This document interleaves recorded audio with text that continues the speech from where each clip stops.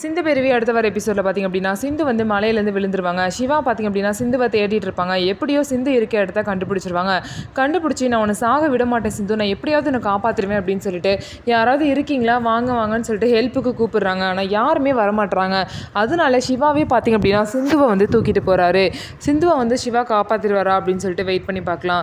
இன்னொரு சைடு பார்த்திங்க அப்படின்னா பைரவி வந்து இந்த மாதிரி எசக்கியை வந்து திட்டிகிட்டு இருக்காங்க.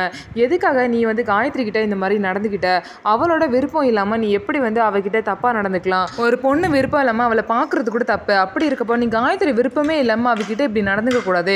காயத்ரி விருப்பமே இல்லாமல் தான் உன்னை கல்யாணம் பண்ணா, அவங்க அம்மா வந்து அந்த நிலைமையில ரொம்ப மோசமாக இருந்தனால நீ அந்த கேப்பில் போய் அவளை கல்யாணம் பண்ணிக்கிட்ட, அவளுக்கு இந்த கல்யாணத்தில் இஷ்டமே இல்லை. அது மட்டும் இல்லாமல் செலியனை அவள் மறக்கவும் இல்லை. யார் வந்து இதுக்கு பின்னாடி இருக்கா, செலியனை யார் கடத்தினா அப்படிங்கிறத கண்டுபிடிக்க சொல்லி நான் சஞ்சய் கிட்ட சொல்லியிருக்கேன். எனக்கு ஓமேலையும் டவுட்டாக தான் இருக்குது. நீ மட்டும் அதை செஞ்சேன்னு தெரிஞ்சிச்சு அப்படின்னா உன் நிலைமை ரொம்ப மோசமாயிருன்னு சொல்லிட்டு எசக்கியை பார்த்திங்க அப்படின்னா பைரவி வார்ன் பண்ணுறாங்க. ஸோ இதுக்கப்புறம் என்ன நடக்க போகுது, உண்மை தெரிய வருமானு சொல்லிட்டு வெயிட் பண்ணி பார்ப்போம். நம்ம வீடியோ உங்களுக்கு பிடிச்சிருந்தா நம்ம வீடியோவை லைக் பண்ணிக்கோங்க.